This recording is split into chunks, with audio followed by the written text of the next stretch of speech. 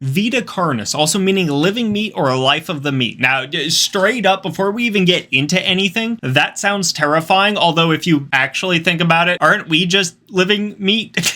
So I don't even know what direction this, I think it's like a analog horror is going to be going, and it could be going to some crazy, like, I don't know, some ground beef decided to have a life of its own and is just attacking people, or it's just a documentary on life. I guess we're about to find out. Warning, this video talks about and shows imagery of graphic content. Wait, continent? Oh no. Classified material. I probably should have read the graphic content. Hold up. Alright, so we talking about graphic content like gore, flashing lights, violence, and death. I'm already getting a bad feeling watching this. I think we're summoning some shit. Classified material, so provides severe civil and criminal penalties for reviewing this footage. Alright, y'all ready to go to jail together? Because we're about to do that. Millions of years. I'll stop yapping. Creatures big and small have found ways to adapt and evolve to flourish in all types of environments. From barren wastes to lush forests, life can be found. Earth has homed these creatures since the dawn of life itself. Only until very recently, things have changed. New life forms have appeared all around the globe and completely changing the balance of nature and what we know about evolution itself. Nah, dude, that's just normal. That is why we, that shit happens at every National Living Meat Research, couple millennia. have been studying these new species, trying to help educate everyone about these creatures and their wondrous ways of life. National Living Meat Research? What are these new life forms? That's normal meat. All Since their meat's living. explosive arrival across the globe in 1931, there has been much debate on what these newcomers are, and where they came from. Are they extraterrestrials coming to invade Earth? Yes. Or are they demons who come from hell to purge humanity? Yes. From what our scientists have discovered, no. The origins of these creatures are solely to Earth, miraculously out of nowhere. We don't know why or how, but one thing is for certain, Earth is now their home. What these creatures are is mysterious and still not well known today. But here is what we do know. These creatures are comprised mainly of muscle tissue, organs, and bones. They greatly resemble animals with no skin, or store-bought meat. Because of these characteristics, they have been named accordingly as Vita Carnis. The Carnis species consume decaying, organic matter, but their main diet is composed of raw meat, not including their Carnis relatives. The Carnis only appear in places where there is an abundance of crawl, which leads to the first creature of the Carnis species, the crawl. Dear God, the crawl is a growth of meaty tendrils that closely resemble the small intestine, the only difference being the dark red coloration. These tendrils grow in a similar pattern as vines, mold, or fungi. A primary stem structure is the host to divisions of other, smaller branches. Music in the background? And each tendril contains a variety of veins, arteries, and other similar organs used to transport nutrients absorbed from its surroundings. The ends of these tendrils are equipped with organelles used to absorb water. This is just a Lovecraftian for growth. Vein the source of these organic materials is mainly found in dirt and soil on surrounding surfaces. Using its root-like tendrils, it absorbs the material and processes it into usable energy. Although, the crawl also obtains energy through another means. So a plant? Oh, people! Using a sophisticated form of photosynthesis. Fuck. I'm gonna be wrong everything I say in this video. The dark pigmentation of the smaller branches is ideal for absorbing sunlight, and therefore allowing solar energy to fuel the crawl's growth. They photosynthesize, because of its efficiency, it thrives in almost all types of environments, easily allowing it to spread across the world, and can be found pretty much anywhere. Its recent inclusion in the ecosystem has caused many major changes in nature's balance. Oh my God, dude, you see it. One may assume that Hold up. Actually, just imagine like you're just sitting around, you know, just having a good time. And then the next thing you know, you look out your window and you see freaking meat trees. Just like sprouted red trees out of nowhere that are just like pumping.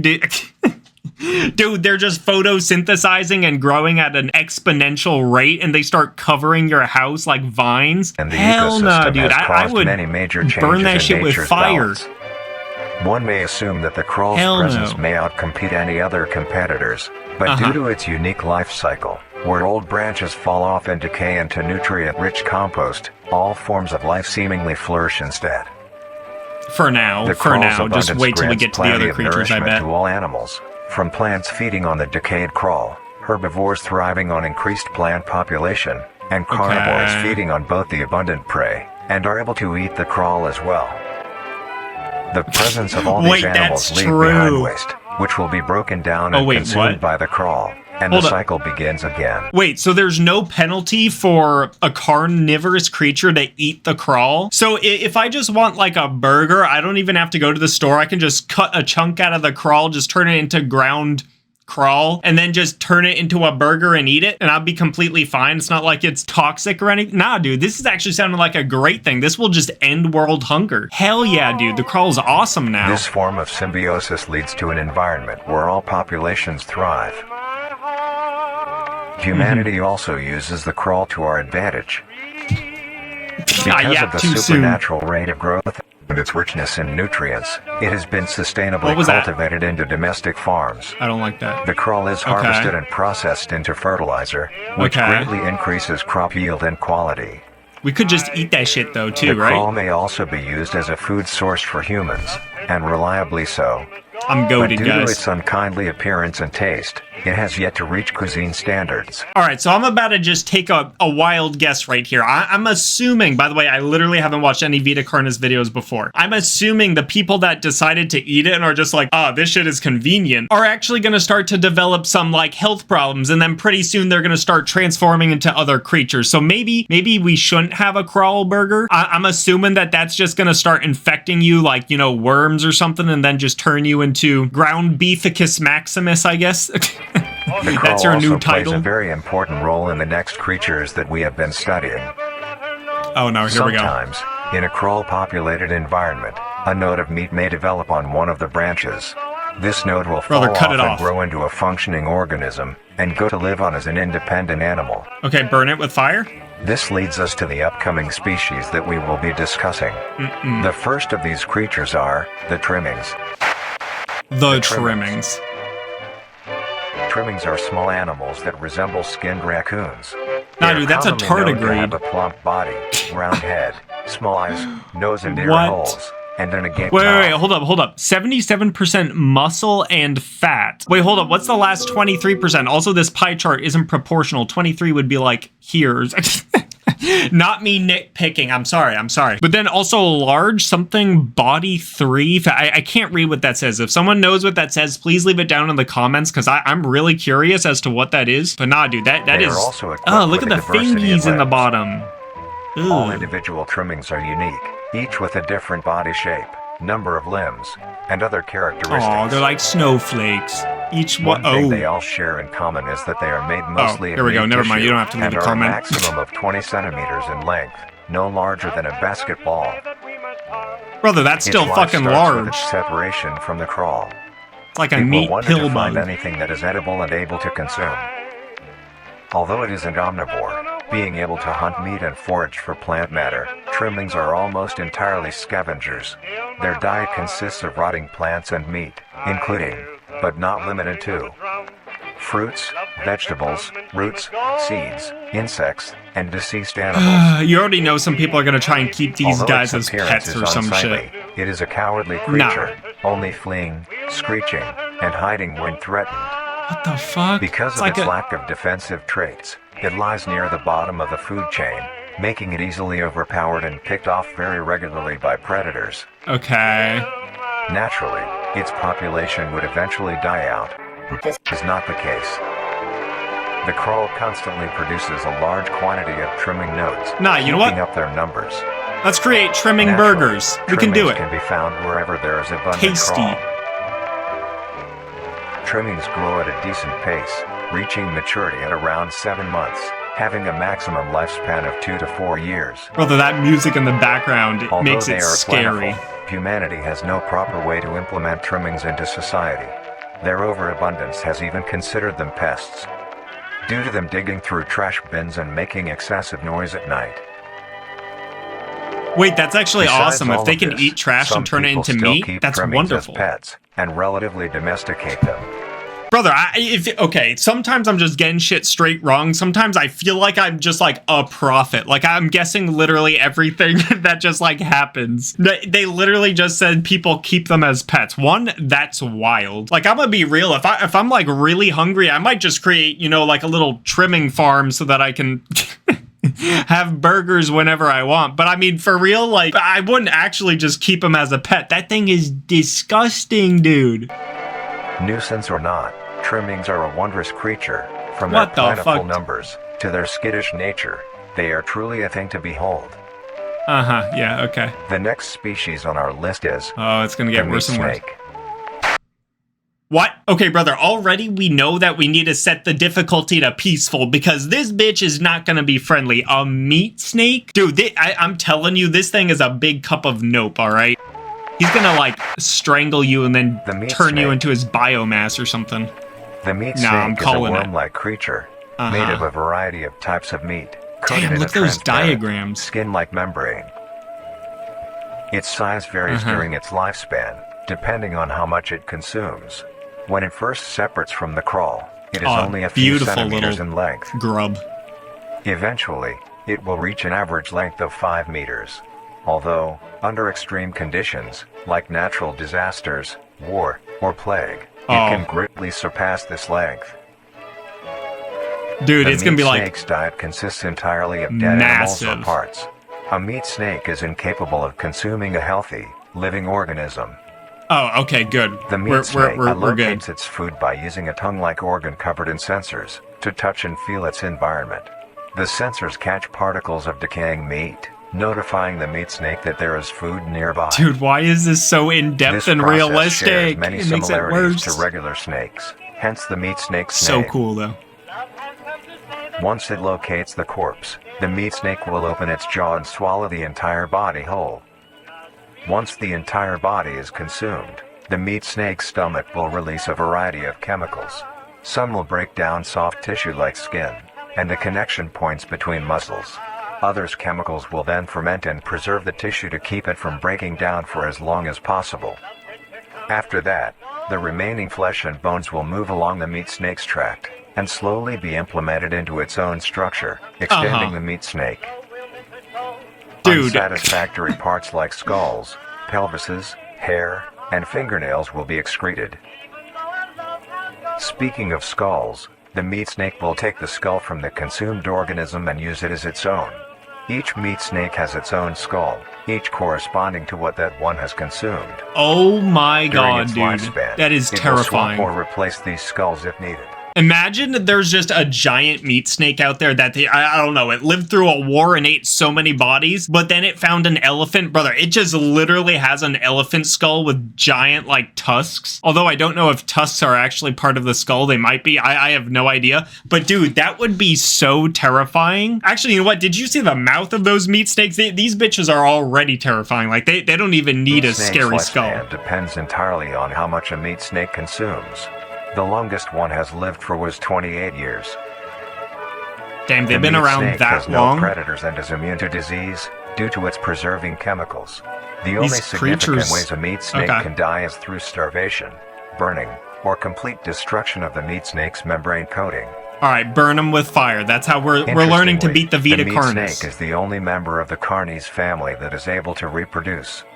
When a meat snake reaches an excessive size, and is... Hold up. I'm sorry. That is the size that meat snakes get? Brother, when you showed them being the size of a penny, I'm like, all right, we might be able to squish these little boys. But now you see this giant chungus. Sorry, I'm not brain rot. But I mean, he kind of is a chungus. Look at this boy. He thick, dude. Like 5 C's thick. Nah. There's like multiple things wrong with that. Size and is in the conditions to do so, it will commence mitosis, splitting itself in two. Then the now 2 meat snakes will go on their separate ways and live on as 2 distinct organisms. Like meat at what size though do they in moderate temperature mitosify? Climates, not too hot, not too cold. Their population depends entirely on the amount of corpses available. That's fucking massive. Where there is death, there are meat snakes.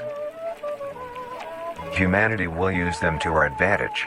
Meat snakes are a very efficient and clean way of disposing of any meat products. The preserving fluid within the meat snake's body disinfects the carrion, preventing the spread of disease. Okay. I guess that is pretty neat. In butcher shops as a waste bin, dispose roadkill, within war on the battlefield to dispose of festering bodies and parts, and within zoos to dispose of deceased animals. What? They are extremely tame, not caring if any creature is around them, only acting defensively when it is within consuming a meal. This means they are very easy to tame. Okay, so these are nice creatures? Overall, meat snakes are a marvelous creature with a very interesting way of sustaining itself. It is an amazing experience to encounter one, as long as you don't mind the smell. Amazing is not the word I would use. Our next creature is the mimic. Oh, Jesus, we're dead. We are so dead now. The mimic. Look at that face! The mimic is a bipedal creature with uncanny this thing's gonna eat us. Humanoid anatomy. They greatly resemble humans without skin, with added exaggerated features. These features include extended finger length, longer limbs, bulging, empty eyes, and their most... Brother, is this not Gollum? Or is this not like Slenderman, Gollum, I don't know, Shy Guy? Like this is literally the type of creature that hides under your bed every night or in your closet, you know? It's the this might even be the toe nibbler that we all fear, all right? Bro, longer limbs, bulging... No, this is actually just Gollum. Prominent feature. Okay. Teeth-filled smile. Although one it ring resembles confirmed. A happy face, this is due to coincidence, and is only how their facial structure is shaped. The maw of the mimic contains much more teeth than humans, and their teeth is comprised almost entirely of incisors, with some canine and premolars in the back. Oh, that's terrifying, dude. This tooth composition is ideal for biting down onto meat and swallowing chunks whole. A mature mimic's diet is comprised entirely of human flesh. Okay, yeah. Sudden pause, of course. Yeah. Entirely of human flesh. Because of this, they are found solely around human-populated areas. Oh, India is fucked. I am sorry, India. In the first stage, a young mimic separates from the crawl. They closely resemble their trimming relatives, but are thin, sleek. Oh, dude. That is literally a little gremlin. Oh my, photographed by unknown.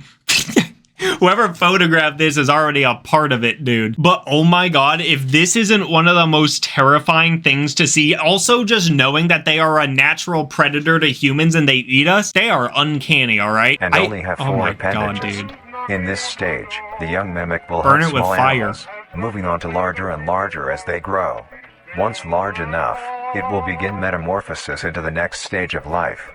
Once fully transformed, it will resemble the description mentioned in the beginning. Oh, they start out as changes and becomes much more complicated. It now stalks and feeds only on humans. Full stop. I am sorry for pausing so much, but look at this image. Imagine... No.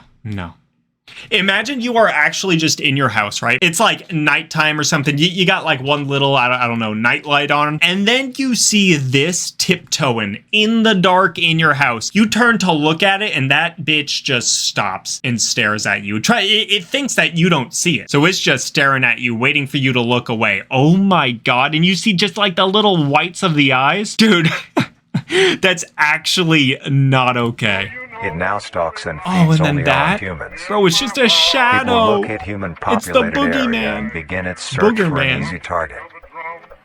To blend in, it may use objects to conceal itself. These include clothing, mannequins, and furniture. Once a target has been found, the mimic will observe its prey and learn its routine and when it is most vulnerable. This is typically when the human is asleep at night. Once the prey is within position, toe nibbler. The mimic will advance silently until it is close enough. The mimic will then nibble on them piggies. Yeah, we know. Once the mimic has had its fill, it will leave the scene, a fair distance away from the human population, and begin to digest its meal. Brother, he in Skyrim or something? In the case that a human is awake, a mimic will use a variety of sounds to either lure or startle prey into cornering themselves.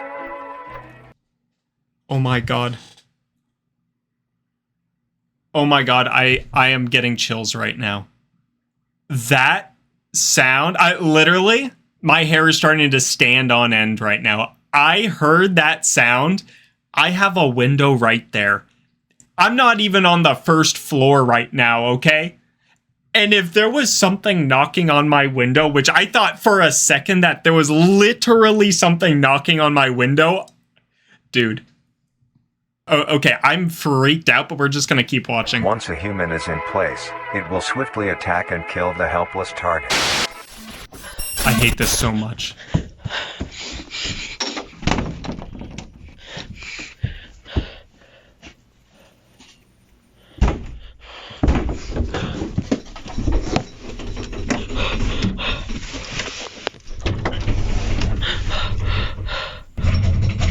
Can we bring back the meat snakes? I kind of want to just stick with them at this point.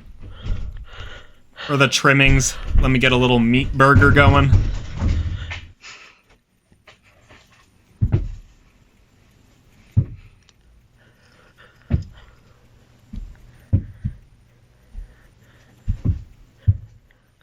Bro, listening to this with headphones is so much worse.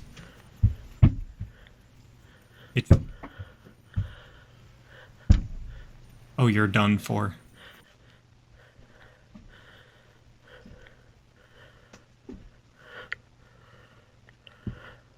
What the fuck, dude?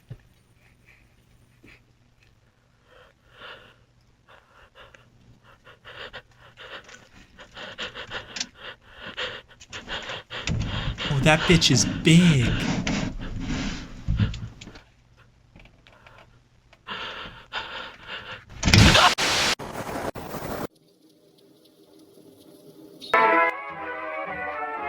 The next stage of the mimic's life cycle has two potential morphs it may develop into. Well, there's this nemesis. How many stages does it have? Supply of food, it will develop more human-like features. It will grow skin, hair, and by the end will look nearly identical to a human being. It now can blend entirely into civilization and lure other humans more effectively. The second type of morph happens when a mimic receives an overabundance of food. It will grow into a larger, more evolved hunter. Its proportions will increase in length, and its humanoid features will fade away. It grows a thick, dark coating of a flexible skin, which is highly durable, and increases in strength the more the elder mimic consumes. He becomes the shy guy. This excludes the face, which is now coated in a pale pink skin. The mimic's teeth have also moved deeper into the hold up. Okay, we're about to address this shit right here. Look at that throat. Hell no. But this image, for a second, I was just like, oh, it's just the shadow of the creature. We don't see it. Brother, nah, the face is right here, dude. Oh my god. Like, actually, that is so scary. That's literally Slender Man. That's like the combination of all horror creatures just combined in one. The mimic's teeth have also moved deeper into the mimic's throat, leaving its mouth a toothless grin. It uses the dark hue of its skin to hide seamlessly within a dark environment. Its skills have also been heightened. This makes an elder mimic one of the most efficient predators on the planet. I bet. Because of the obvious threat this poses on humanity, nations around the world have released instructions on how to be able to fend for yourself in a mimic encounter. Here are the instructions. 1. Avoid going out alone if your location is known to have mimics, or there have been mimic sightings. 2. If you encounter a stationary mimic, seemingly unfazed by your presence, quietly leave the location and alert your local authorities. 3. If pursued by a mimic, get yourself into a position where you are able to flee. Mimics will rarely attack if a person has a clear escape route. 4. Really? It's that easy? In the event that you have been cornered by a mimic, roll into the fetal position, protecting your neck, face, and vital organs from attack. What is that shit gonna do? Make as much noise as you can to alert any other people. 5. If you have a weapon, do not use it.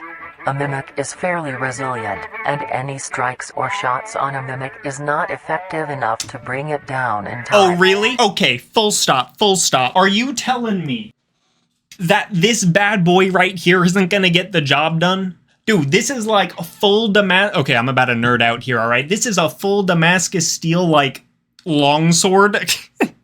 I think it's not a claymore, it's like borderline claymore, but dude, you think a mimic is gonna survive this? Actually, yeah, probably. I'm still screwed. Dude, this thing is absolutely unacceptable. But I mean, if I'm cornered or whatnot, I'm gonna be using a weapon, all right? We're gonna test and see if that sword works. Because, I mean, I'm probably gonna deal some damage, you know? You just slash through the head or something, Instead, maybe? Use it as a barrier between you and the mimic to block any attacks. Okay, so a chair is your best weapon then. In a situation where a mimic is hunting in the immediate area and is not aware of your position, hide somewhere low, like under a bed or behind other furniture. A mimic will not linger too long to search for prey and will move on. Okay. Be safe. And I got no hiding spots in this room, at bro. all costs. Next up, the Harvester. The Harvester. What the fuck is this? Now let's go back to the mimic. The Harvester is a large, the Harvester? With a large amount of tendrils spreading from the base. The bulb measures around 3 meters in height and 2 meters in diameter. Okay, but like for real though, why he kind of look like, you know, Venusaur's little plant at the top? Oh, wait, no, Venusaur has like, he got that whole flower. This is not a flower. Okay, you know what? They completely scratch that. This looks like a box jellyfish or some shit with a thingy. 3 meters in I'm gonna height shut and 2 up. meters in diameter. Oh, and The it's tendrils, 9 on the feet other long. hand, All right. can extend up to 150 meters in diameter horizontally. Dude, The Harvester is a specialized form of crawl that grows in a unique and deadly way. A harvester is created when a node that will grow into a harvester, instead of separating, continues to grow. So we just have to burn Eventually, every it will node grow we tendrils see. of its own. It uses the energy provided by its mother branch and expands its reach further. Its tendrils, hidden just below the surface of the ground. The harvester is equipped with 2 types of specialized tendrils. The first type is bulky and flat. They lie the closest to the surface. What? These branches are lined on each length of the tendril with spines, extending in the shape of a bear trap. On each side of the branch, those particular spines have a vein that feed into them, that pump 2 types of venom. On one side, the spines can inject a neurotoxin, which will attack the nervous system of whomever it is injected into, causing sudden paralysis. The other side can inject an anticoagulant, This is not which when okay. injected, prevents blood cells from clotting. Oh, so you just bleed to death. Whenever a large animal moves I got you. across the area armed with these tendrils, the branches will clamp onto the animal and thrash violently. Once the prey has been injected with It's a sarlacc. the tendrils will rest and the prey will immediately collapse. The animal will be unable to move due to the paralysis, and the wounds caused by the thrashing spines will not stop bleeding. All the prey can do is lie patiently until succumbing to blood loss. Once the prey has bled out, the second type of tendrils come in. They lie below the spine equipped once. Alright, so never walk barefoot. Thick, but very sturdy. They share similar anatomy to the small branches of the crawl, equipped with organelle that absorbs nutrients. These tendrils sense the blood, and move their way to the surface and begin to absorb the vital fluid. Once the blood has been consumed, the tendrils will wrap around the body and begin to shuffle downwards. So this is basically just like one of those carnivorous plants, like a Venus flytrap or a pitcher plant, except for much larger creatures than just insects. Like this bitch gets deer or humans or whatnot. Oh my god, like this is actually not okay. Not only are you not safe in urban areas because of like mimics and whatnot, but now you also have like just in the wilderness harvesters that are going to completely destroy you in a terrifying way. Slowly pull the body underground. Brother, let's get these land jellyfish out of here. Once secure, the tendrils will continue to feed until there is nothing but scraps. The nourishment absorbed by the tendrils will be sucked back into the main bulb of the harvester. This bulb houses all the vital organs and the venom glands that pump into the spines. The nutrients are then converted into usable energy. It's just a ball, dude. I wish this was called Morte Carnis instead of Vita Carnis. Causing very prominent plant growth, although that would just be which zombies. Then attracts more animals. A strange behavior the harvester displays is its choice of diet. The spines will only activate on larger animals, allowing smaller ones to pass by unaffected. The spines will also not activate on some species of bird. There are a couple theories as to why this happens. One, Pray tell. Could be that attacking smaller animals would cost too much energy for what they get in return, making it not worth the time. Dude, it's so Another specific. Could be that smaller animals may attract larger animals or predators, allowing a safe place where prey may thrive. And there's no way more it's predators. that smart. It truly is astonishing. Yeah. Although it is a spectacular creature, What? it is also very dangerous. The harvester is decently rare, only populating sparse areas in the northern hemisphere. Literally, we need to forests. start, like, promoting wildfires, If you guys. are stunned by a harvester, there will be no way of helping you, being that there is no cure, and fatality is 100% positive. The best thing you can Wonderful. do is avoid encountering a harvester in the first place. Uh-huh. If you are hiking, Preventative take note measure. of any warnings or signs saying that there are harvesters around. If you also notice an abundance of lush, ground-dwelling plants in a forested area, and there are no signs of wildlife, this is suspicious and you should leave the area, staying close to the base of large trees or rocks. If you find yourself in the middle of a harvester ground, do not panic. Sudden movements may activate the tendrils and will inject you. Although a harvester is rather forgiving, do not risk any skittish movements. Remain calm. If you have any objects with considerable heft, like coats, backpacks, or full water bottles, or just a gently rock, take that object and lightly toss it towards the bulb and away from your escape route. This will activate the spawn. Brother, keep your valuable resources. Just pick up a rock or like a heavy stick and just throw it. Actually, you know what? Just don't even go in the woods in the first place. I'd rather actually take my chances with a... No, the mimics are pretty bad, actually. Nah, but you know what? I got a sword. This bitch is gonna kill me, sword or not, dude. Actually, yeah, no. Where the object lands, just don't go into the forest. You will then slowly begin to do wide shuffles away from the bulb. If possible, throw another object when you are certain you are a fair enough distance away, just to be safe. Continue Brother, until you're gonna be naked in about 2 seconds way. flat. You're gonna have nothing on you. You may come man. out unscathed, Then. but don't be too obnoxious, or you will be a harvester's next meal. Next up is... Oh, Jesus. the There's host. like literally 3 more... The host of influence. What the fuck is that, dude? That's like The a host of porcupine influence, human. more commonly referred to What? as the host, has its name derived from a host who invites guests to an event. Not to be confused with a host, a harborer of parasites or disease. Uh-huh, yeah. Okay. The host is a semi-humanoid looking organism. It has the structure of a head, torso, and arms. Oh, yeah, dude. Literally a human. If I saw one of them, I'd say hello and keep walking, you know? Just walk by and give a little, you know, up head nut. Hey, dude, how's your day going? You know, you just gotta be friendly, because obviously you can't even distinguish this from a human, you know? That's just Larry, bro. Other than this, it shares no other characteristics. Okay. I spoke too soon once again. The host is comprised of a mass of fibrous tissue and tendrils that burrow into the ground to hold the host in place. Instead of skin, the host is covered in muscular tissue fibers, tendons, Brother, he just and veins. Sitting there. In some parts of the body are covered in a meaty plate, used to cover any large exposed areas, but allowing movement. Oh yeah, The host's protect head from has a fire, smooth dude. surface where the face should be, attached to a crooked neck, which houses a slit in the front used for feeding. On the host's back is a mound of pores. Protruding from these pores are hollow, hair-like structures, extending outwards. These hairs are What? barrels that release spores produced within host's body Oh, by hell being no. fired into the air. Spores. These That's like spores the are worst thing. hazardous, so keep clear of them at all costs. Luckily, the host is rare, only found in North America. Oh, wonderful. Obtaining Awesome. info about the host Just is a where very I risky live. and daunting task. This is because of their rarity and of how dangerous it is to be up close to one.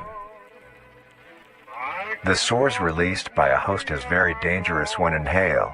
A host will release a cloud of spores into the air, which will be picked up by wind and carried great distances. If an organism inhales the spores, the particles will find their way into the organism's brain and infect them. An infected organism will show no symptoms of infection right away, but a couple hours after infection the infected organism's behavior and thought process will change. The first They will symptoms that appear disappear. are restlessness, sluggish movement, numbness of joints, and lack of coordination. Then more serious symptoms appear over time. These Dude. include dizziness, migraines, impaired speech, and trembles. So it's or like someone you know drinking show these alcohol. symptoms, contact poison control or emergency services. After a total of 6 to 7 hours after infection, the organism will cease all activities they were previously doing and begin to walk. The direction the infected will walk is towards the host whose spores have been inhaled by the and it's just gonna eat them. If the infected makes their way to the host, they will kneel down in front of it, expose their vital organs, and the host will promptly gut and remove those organs. Okay, this is straight up The Last of Us. Y'all know about the cordyceps fungus? I believe that, yeah, no, it's called the cordyceps. That shit is actually terrifying, although I know the thing that Last of Us got wrong about it is that it makes organisms aggressive. I know in real life it doesn't actually make, like, ants aggressive at all, but it does, like, control their movements, and I think from what I've heard, there's, like, new research that suggests it doesn't even affect the brain, so the ant is completely conscious about what it does. All it does is affect, like, the motor functions throughout the body, so the ant knows what's happening, but it's helpless to be able to do anything to stop it. Oh my god. And then this would basically be our version of cordyceps. No. Will consume them and Bro, discard I the hate these leftover creatures. They're scraps. just getting deadlier. However, if an infected Actually, Mimic still organism takes the doesn't reach cake, the host honestly. within a 36-hour span or is treated for their infection, the effects will wear off and return back to normal. If a host is unable to find prey or doesn't like its current location, it will unroot itself and move to a new location. Brother, how that bitch gonna walk, though? Their scarce numbers and the hazard Just of being walking around on little one makes getting tentacles. info about the host very daunting. All you need to currently know is that the host is extremely dangerous and should be avoided at all costs. Next, the Please don't. monoliths. What the fuck is a... The monoliths. The monolith is a very That's- new creature. wait, hold up, that's only showing up Deoxys. in June of 1970. The monoliths. Hold on, look at this bitch. That's literally Deoxys. Also, why you got a giant hole in his head? Dude, he has no The brain. monolith is a very new creature, only showing up in June of 1972, in the area of... I love that area. That's my favorite There are area. only 7 monoliths, all of them located in a circular position, 1.5 kilometers in diameter. This ring of monoliths surrounds... Second favorite location ever, that The right monolith there. is a Titanic-sized being, measuring roughly 120 meters in height. Each monolith What has the- 2 trunk legs that are firmly embedded underground. The Fucking legs connect to a redwood torso. incarnate? The creature itself is made of hundreds of thousands of meaty strands, tightly woven together to form the structure. These strands end at the neck, fusing into a solid mass of hardened flesh in the shape of an upside-down triangle, with a hole in its center. On each side of the monolith where arms would be. Okay. Why is everything creepy turned into a triangle? You take P, the dorsless triangle, you take a wedge of blue cheese. Brother, all of these things are just terrifying triangular shaped things. And now you have this, the monolith? Brother, triangles are just There are bad dozens news of long, bears. rope-like appendages. These reach just barely to the ground. At the creature's feet, the strands go deep into the earth and extend horizontally a decent distance away. What the monoliths do is simply stand and do nothing.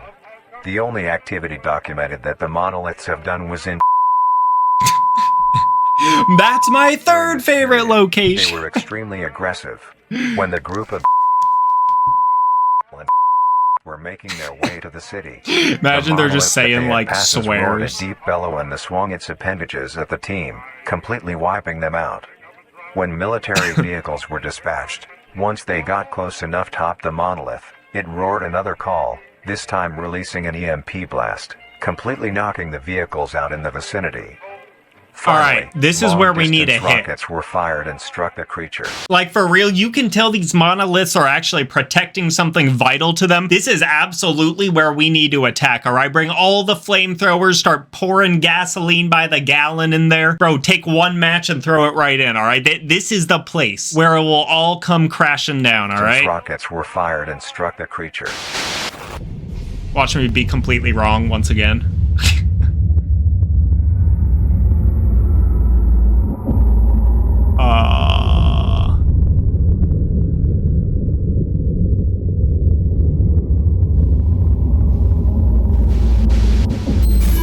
or damaged. It regenerated at great speed and resumed its stance unscathed.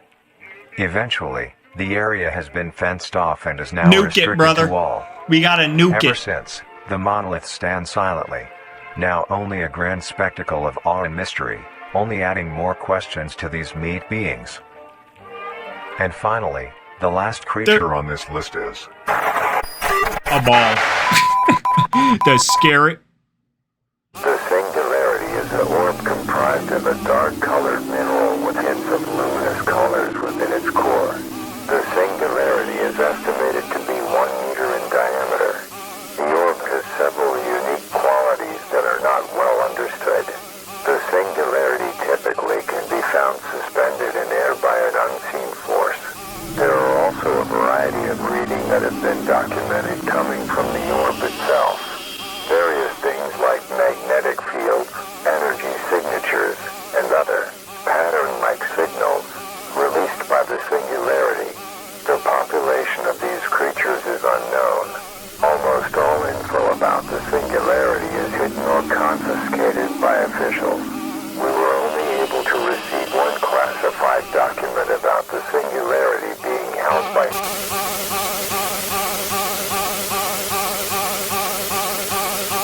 And also, what did that say? Vita Carnis? Marvelous and majestic world that exists today. It's as extraordinary to have such strange and mysterious beings appear all around us. Uh-huh.